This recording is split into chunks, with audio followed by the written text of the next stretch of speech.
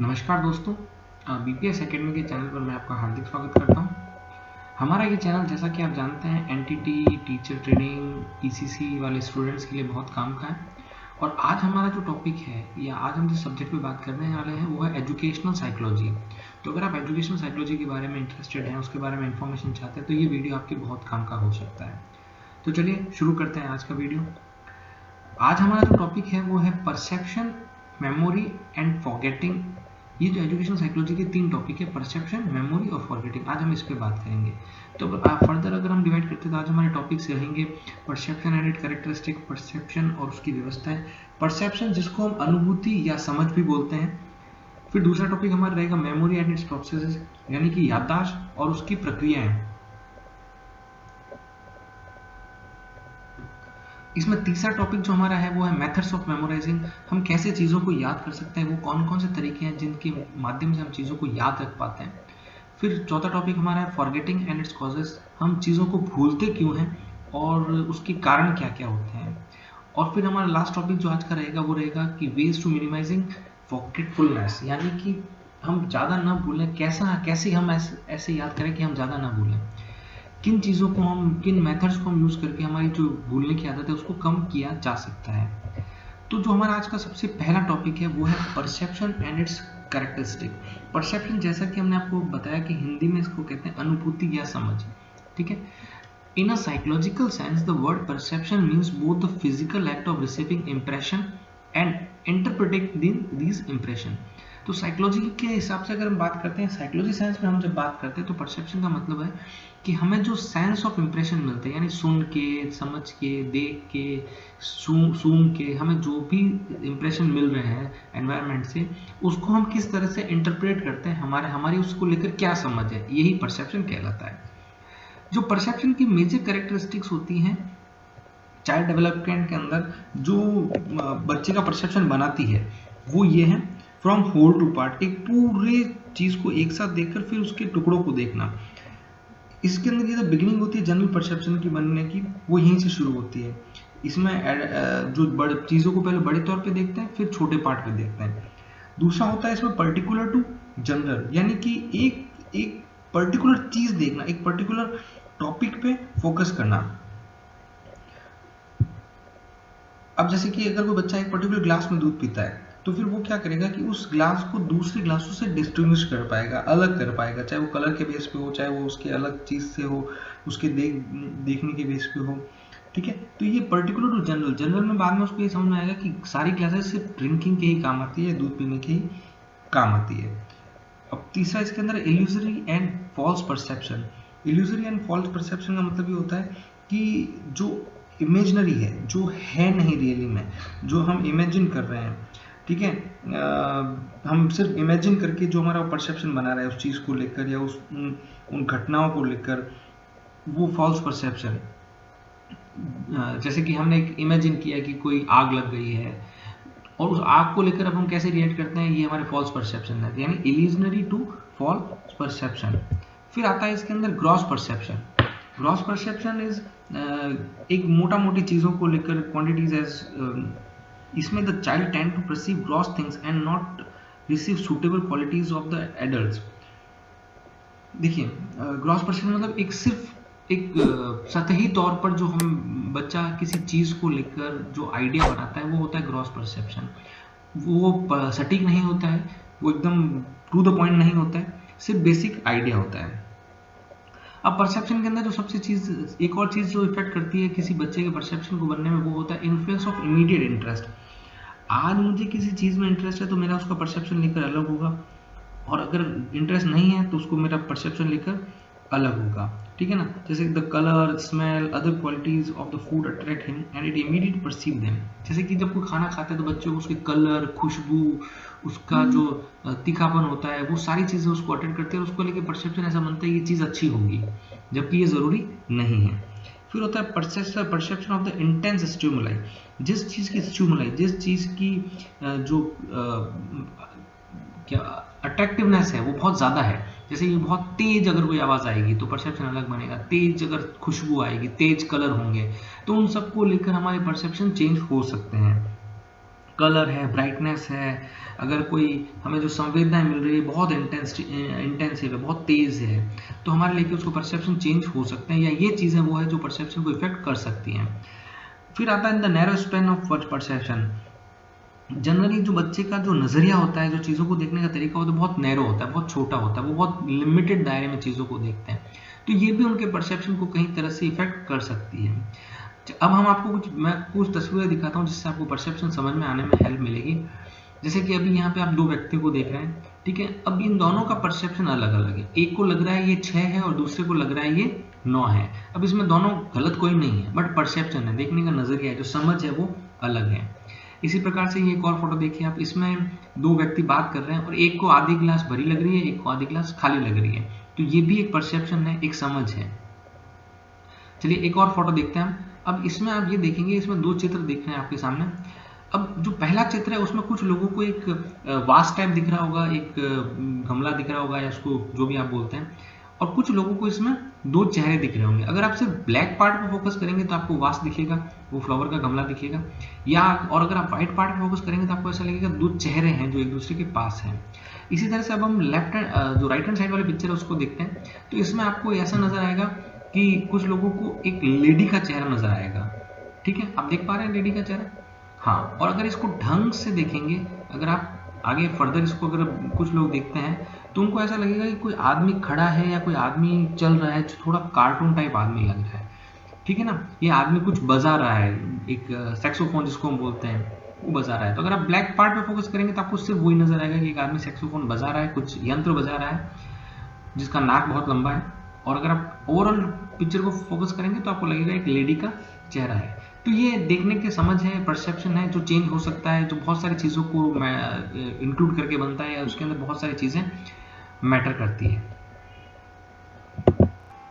हमारा अगला टॉपिक है मेमोरी एंड इट्स प्रोसेसेस, यानी कि याददाश्त और उसकी चरण या उसकी प्रक्रियाएं, ठीक है। तो अब इसकी डेफिनेशन एक बार देख लेते हैं। Memory is a characteristic of a living organism in a virtue of which what they experience leaves behind effect which modify future experience behavior in virtue of which they have a history and that history is regarded in themselves।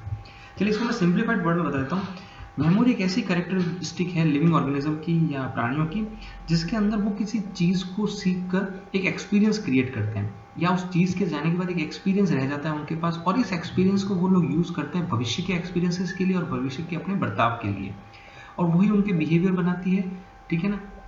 अब याददाश्त, जैसा कि हम बहुत समझते हैं कि हम किसी चीज़ को अगर देखते हैं, किसी चीज़ को अगर हम समझते हैं और हम उसको कितना याद रख पाते हैं, वो जो याद रखने का प्रोसेस होता है उसको बोलते हैं मेमोरी। हमें कितना याद रहता है। अब मेमोरी बेसिकली 4 चरणों में सक्सेसफुल होती है। पहला है लर्निंग, दूसरा है रिटेंशन, तीसरा है रिकॉग्निशन और चौथा है रिकॉल। लर्निंग मतलब किसी भी चीज़ को देखकर सीखना, हम सीखते जो हैं वो लर्न करते हैं, उसको हम बोलते हैं लर्निंग। रिटेंशन होता है वो हमारे अंदर कितना रहता है, उसकी हमारी रिटेंशन पावर कितनी है, हम जितना हमने सीखा है उसमें से हम कितना रख पाते हैं, ठीक है। और चौथा होता है रिकॉग्नाइजेशन। रिकॉग्नाइजेशन मतलब जब भविष्य में वो चीज़ हमारे सामने आती है तो क्या हम रिकॉग्नाइज कर पाते हैं कि ये यही है या ये कुछ और है, या दो चीज़ों के बीच में हम डिफ्रेंशिएट करके एग्जैक्ट चीज़ को रिकॉग्नाइज कर पाएंगे। और रिकॉग्नाइज करने के बाद आता है रिकॉल, यानी कि उसको वापस रिकॉल करना या ये बताना कि ये क्या है, ठीक है। मैं इसको एक उदाहरण के तरह से आपको समझाता हूँ। हमने ये सीखा कि आम और सेब अलग अलग चीज़ें हैं, दो अलग अलग फल हैं, एक आम है एक सेब है, ठीक है। अब हम उसको कितना रिटेन कर पाते हैं, हम कैसे हमने उसको रिटेन किया हमारे मेमोरी के अंदर, उनकी साइज को देखकर, उनकी शेप को देखकर, उनको कलर को देखकर, या उनकी बनावट को देखकर, हम इन अलग अलग चीज़ों से उसको रिटेन करने की कोशिश करते हैं। फिर हम जब हमारे सामने वो वापस ही जाती है तो क्या हम इसको रिकॉग्नाइज कर पाते हैं? हाँ, हमने रिकॉग्नाइज तो कर लिया कि हाँ, अगर मैंने आपको सेब दिखाई तो आपने ये तो रिकॉग्नाइज कर लिया कि नहीं ये एक फ्रूट है पर ये आम नहीं है, तो इसको बोलते हैं रिकॉग्नाइजेशन कि हाँ हमने उसको रिकॉग्नाइज कर लिया इंडिपेंडेंटली। फिर आता है रिकॉल। रिकॉल मतलब ये होता है कि अब हम क्या उसको समझ पा रहे हैं कि ये सेब है जो हमने देखा था, क्योंकि इसका कलर लाल है, इसका एक पर्टिकुलर शेप है, एक पर्टिकुलर साइज का है। इन सारी चीज़ों को देखकर क्या हम इसको रिकॉल कर पा रहे हैं हमारी याददाश्त के थ्रू कि ये एक फ्रूट है जिसका नाम सेब है, ठीक है। तो ये हो गए methods of memorising, sorry processes of memory. Memory के जो प्रोसेस होते हैं ये वो हमने अभी डिस्कस किए हैं। अब आता है मेथड्स ऑफ मेमोराइजिंग। यानी कि मेमोराइजिंग के तरीके कौन कौन से होते हैं, कौन कौन से तरीकों से हम चीज़ों को याद कर पाते हैं ज़्यादा। ठीक है, इसमें सबसे पहले आता है पार्ट मेथड, जिसको हम बोलते हैं खंड विधि। इस विधि में याद किए जाने वाले पार्ट को कई खंडों या भागों में बांट दिया जाता है। इसके बाद उन खंडों को एक एक करके ये याद किया जाता है। ये हम सबने किया होता है, चीज़ों को थोड़ा डिवाइड कर दो, छोटा कर दो, और फिर अलग अलग चीज़ों को, अलग अलग पार्ट्स को याद करो। दूसरा इसके अंदर आता है प्रोग्रेसिव मेथड, जिसको हम बोलते हैं प्रगतिशील विधि। इस विधि में पार्ट को अनेक खंडों में विभाजित कर लिया जाता है। सर्वप्रथम पहले खंड को याद किया जाता है, उसके बाद पहले और दूसरे खंडों को एक साथ याद किया जाता है, फिर पहले दूसरे और तीसरे खंडों को एक साथ याद किया जाता है। इसको बोलते हैं प्रोग्रेसिव मेथड, जिससे कि हम धीरे धीरे सारे खंडों को याद कर लेंगे तो हमें पूरा चैप्टर या पूरा पार्ट याद हो जाएगा। इसके बाद आता है अनस्पेस्ड मेथड। इस विधि में पार्ट को स्मरण करने के लिए समय में अंतर नहीं किया जाता है। ठीक है, आप जब भी चाहें, जैसे भी चाहें, जब भी मौका मिले उस चीज़ को याद करते रहते हैं, उस चीज़ को दोहराते रहते हैं। फिर आता है पैसिव मेथड, जिसको बोलते हैं निष्क्रिय मेथड। यह विधि सक्रिय विधि की ठीक उल्टी है, जो इसमें स्मरण किए जाने वाले पार्ट को बिना बोले ही मन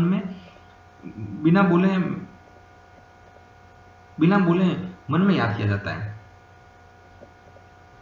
ठीक है, ये पैसिव मेथड है कि हम बोलते नहीं है, पर हम मन में उस चीज़ को याद करते रहते हैं, उस चीज़ को दोहराते रहते हैं। फिर आता है मेथड ऑफ क्रैमिंग। इसको बोलते हैं रटने की विधि। हम सब इससे बहुत अवगत हैं कि रटने की विधि क्या होती है। इसमें पूरे पार्ट को क्रैमिंग करके या एक साथ रट लिया जाता है। फिर आता है method of learning by doing, यानी कि करके सीखना। ठीक है ना, क्रिया विधि भी बोलते हैं इसको।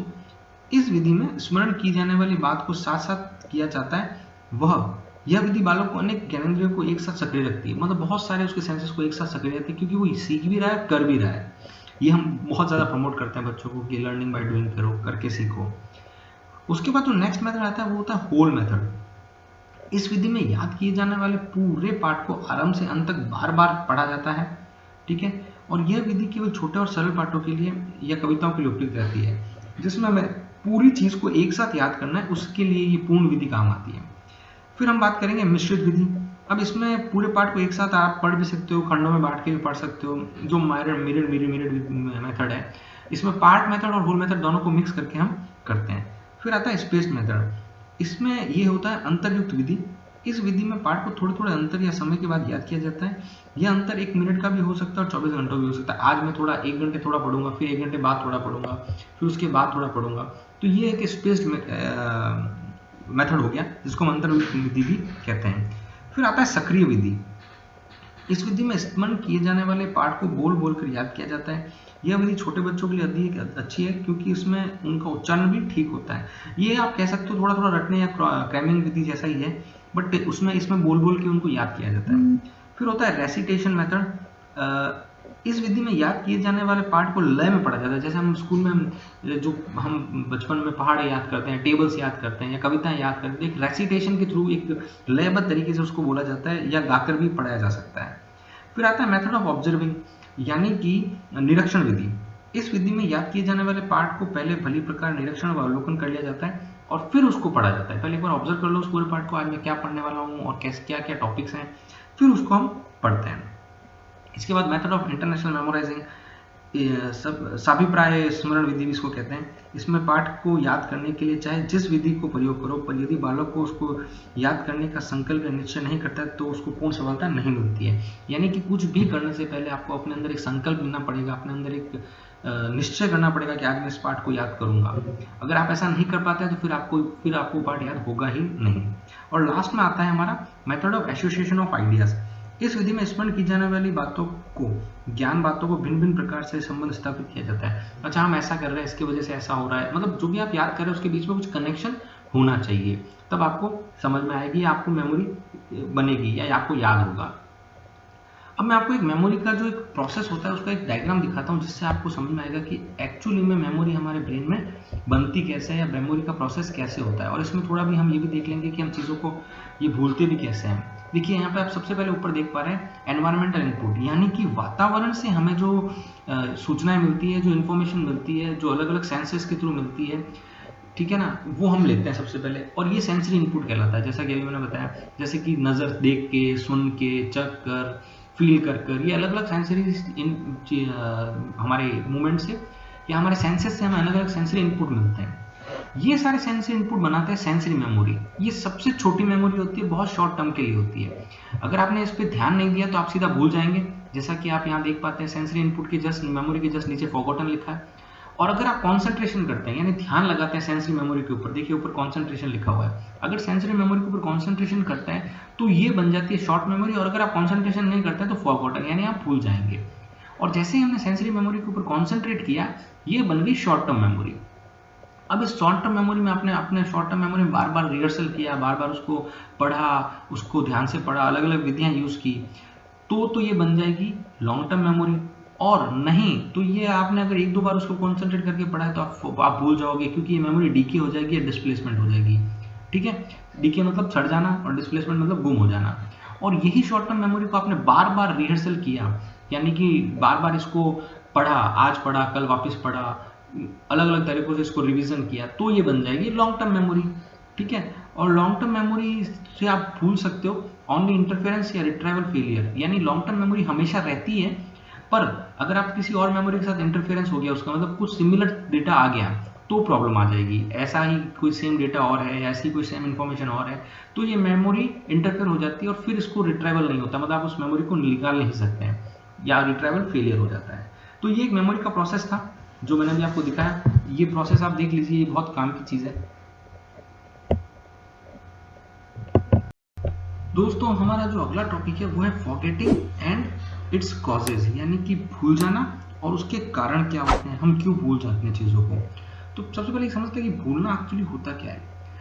इट इज द डिफिकल्टी और inability of a subject in being remembered और coming to the consciousness is the mental activity due to forgetting. देखिए फॉरगेटिंग, भूलना एक मेंटल एबिलिटी है जिसमें हमें डिफिकल्टी होती है, जो हमने इन्फॉर्मेशन याद की है, जो हमने इन्फॉर्मेशन हमारे ब्रेन के अंदर अवेलेबल है, उसको रिट्राइव करना है, उसको निकालने के अंदर, या वो इन्फॉर्मेशन सेव ही नहीं हुई। जैसा कि अभी मैंने पहले आपको डायग्राम बताया था कि सेंसरी मेमोरी से आप सीधा भूल जाएंगे, या फिर आप शॉर्ट टर्म मेमोरी में अगर आपने बार बार रिहर्सल नहीं किया तो भूल जाएंगे। तो ये जो डेटा हमारे मेमोरी के अंदर लॉन्ग टर्म मेमोरी में सेव नहीं होता है और वो डेटा जो गुम जाता है, जो इन्फॉर्मेशन मिसप्लेस हो जाती है, उसको हम बोलते हैं फॉरगेटिंग, यानी कि भूल जाना। अब हम देखते हैं इसके कारण क्या क्या होते हैं। देखिए एक और बात आप समझिए यहाँ पे कि भूल जाना याद रखने जितना ही इंपॉर्टेंट होता है। अगर हम सब चीज़ें याद रखने लग गए तो हमारा जीवन जो है बहुत मुश्किल हो जाएगा, हमारी लाइफ बहुत टफ हो जाएगी और ये लाइफ जीना इतना आसान नहीं होता है। तो भूलना भी बहुत इंपॉर्टेंट होता है लाइफ के अंदर, जितना याद रखना इंपॉर्टेंट होता है। तो भूलने के कारण क्या होता है, तो जैसा अभी मैंने आपको बताया रिप्रेशन, रिप्रेशन मतलब किसी चीज को फोर्सफुली हमारा ब्रेन है भुलवा देता है। जैसे कि अगर कोई सैड मेमोरीज हैं या कोई दुख देने वाली चीजें हैं या कोई पेनफुल हमारे यादें हैं, तो हमारा ब्रेन धीरे धीरे क्या करता है, उनको कॉन्शियस माइंड से अनकॉन्शियस माइंड के अंदर रिप्रेस कर देता है, प्रेस कर देता है, पुश कर देता है। ठीक है, ताकि वो चीजें हमें तकलीफ ना दे। तो अगर वो उनको अनकॉन्शियस माइंड में प्रेस कर देगा या रिप्रेस पुश कर देगा तो हम उसको भूल जाएंगे। अब जो भूलने के अंदर और अगला जो कारण है वो है मेथड ऑफ लर्निंग। आपने किस तरह से याद किया है, आपने किस चीज़ों को किस तरह से याद किया। जैसे अभी हमने बहुत सारे मेमोराइजिंग के मेथड याद किए हैं, अगर वो हम यूज़ करते हैं और कोई गलत मेथड यूज़ कर रहे हैं कोई गलत चीज़ के लिए, जैसे कि हमने एक मेथड था जिसके अंदर पूरा चैप्टर को हम एक साथ याद करते हैं होल, पर अगर वो चैप्टर बहुत बड़ा है तो होल में याद नहीं होगा, वो चैप्टर पार्ट में ही याद होगा, और हमने उसके लिए होल मेथड यूज़ किया तो गलत मेथड यूज़ किया तो उससे वो हमें याद नहीं होगा और हम उसको भूल जाएंगे। फिर अगला जो कारण होता है वो इसके अंदर है quantity and speed of learning, यानी कि कितना सारा याद कर रहे हो, कितनी तेजी से याद कर रहे हो। अगर आप बहुत सारी इंफॉर्मेशन एक साथ डालने की कोशिश करोगे तो इसको ओवर लर्निंग बोलते हैं, तो दिखती बात है आप भूल जाओगे। और अगर आप बहुत जल्दी स्पीडली याद कर रहे हैं तो आपका भूलने के चांसेस ज़्यादा हैं। जो स्लोली आराम से धीरे धीरे कम क्वांटिटी में याद करते हैं वो लोग चीज़ों को ज़्यादा टाइम तक याद रख पाते हैं।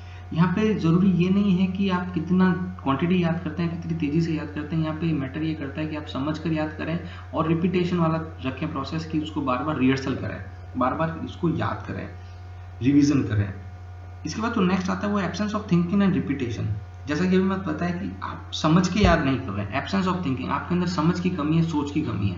वो यूज़ किए बिना आप रट्टा मार रहे हैं या क्रैमिंग कर रहे हैं, और बहुत बड़ा चैप्टर है जिसमें समझने की जरूरत है बट आप क्रैमिंग किए जा रहे हैं, तो भी आप भूल जाएंगे। और अगर आप रिपीटेशन नहीं कर रहे हैं, मतलब उसको बार बार रिहर्सल नहीं कर रहे, चीज़ों को बार बार वापस पलट कर नहीं देख रहे हैं, उसको एक दो दिन बाद वापस रिवाइज नहीं कर रहे, तो भी आप भूल जाएंगे। अगला जो कारण है वो है ब्रेन इंजरी। तो ऑब्वियसली हमें पता है कि हमने बहुत सारे मूवीज़ में भी देखा है कि ब्रेन इंजरीज की वजह से लोगों की याददाश्त चली जाती है, पर ये इतना नॉर्मल नहीं है, ऐसा जनरली नहीं होता है। ब्रेन इंजरी हो सकती है, डिजीजेज हो सकती हैं, कुछ वायरसेस हो सकते हैं, कुछ ऐसी बीमारियां हो सकती है जिसकी वजह से आपकी याददाश्त चली जाए। और इसमें लास्ट जो आता है वो होता है यूज ऑफ स्टिमुलेंट्स, यानी कि अगर आप बहुत ज़्यादा नशा करते हैं, किसी चीज़ के आप आदी हैं, कोई ड्रग्स लेते हैं, स्मोकिंग करते हैं, या किसी भी प्रकार का ऐसा ड्रग लेते हैं जो प्रोहिबिटेड है, जो पाबंदी लगी है जिसके ऊपर, और आप यूज़ करते हैं, तो उससे भी आपकी याददाश्त के ऊपर फर्क पड़ सकता है। अब हम बताते हैं आपको कि हम कैसे अपनी ये जो भूलने की चीज़ें हैं इनको कैसे कम किया जा सकता है। तो इसका सबसे पहला तरीका है पूरे पाठ का स्मरण, यानी मेमोराइजिंग द होल लेसन। इसमें बालक को पूरा पाठ सोच समझकर याद करना चाहिए। जब तक कि उसे पूरा पाठ याद ना हो जाए तब तक उसे स्मरण करने का कार्य स्थगित नहीं करना चाहिए, यानी उसको बार बार रिवीजन करते रहना चाहिए, स्मरण करते रहना चाहिए, उस पाठ को याद करते रहना चाहिए, उस चैप्टर को।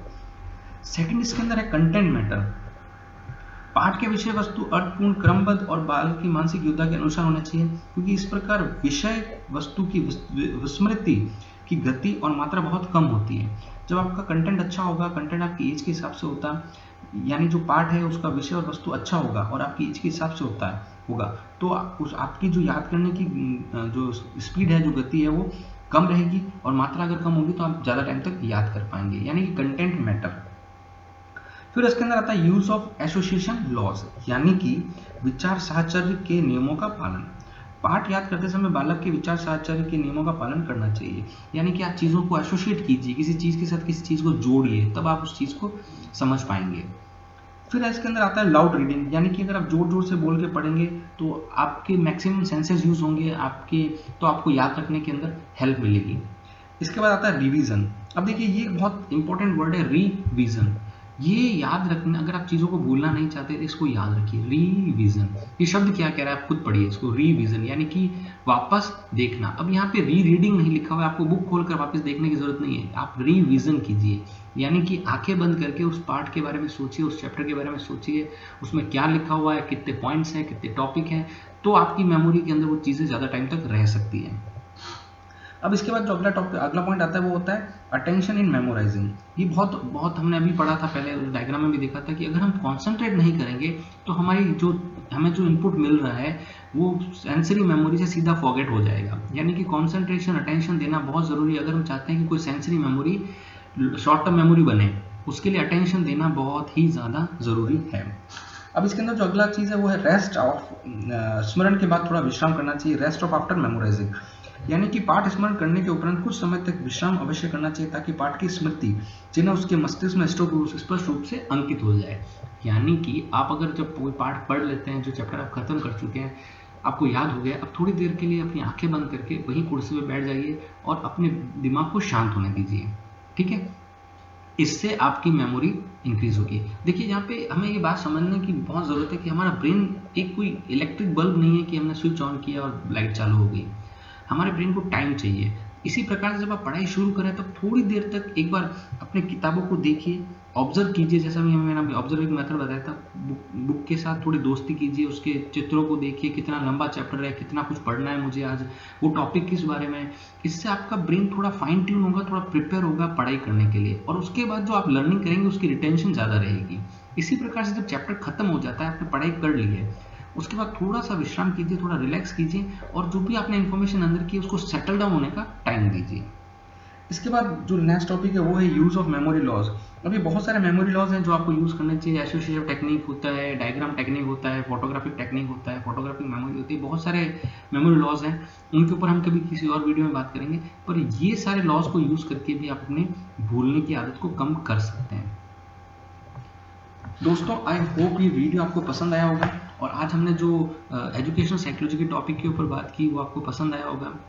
और अगर आपको रियली लगता है कि ये वीडियो आपके लिए हेल्पफुल है, तो हो सकता है ये आपके कुछ दोस्तों और मित्रों के लिए भी हेल्पफुल हो, तो प्लीज़ इस वीडियो को ज़्यादा से ज़्यादा शेयर कीजिए। और अगर आपने अभी तक हमारे चैनल को सब्सक्राइब नहीं किया तो प्लीज़ ये सब्सक्राइब बटन दबा के हमारे चैनल को सब्सक्राइब भी कीजिए, ताकि क्योंकि हम आगे और बहुत सारे ऐसे वीडियोज़ लाने वाले हैं जो आपके लिए बहुत काम के होंगे। So thank you for watching this video.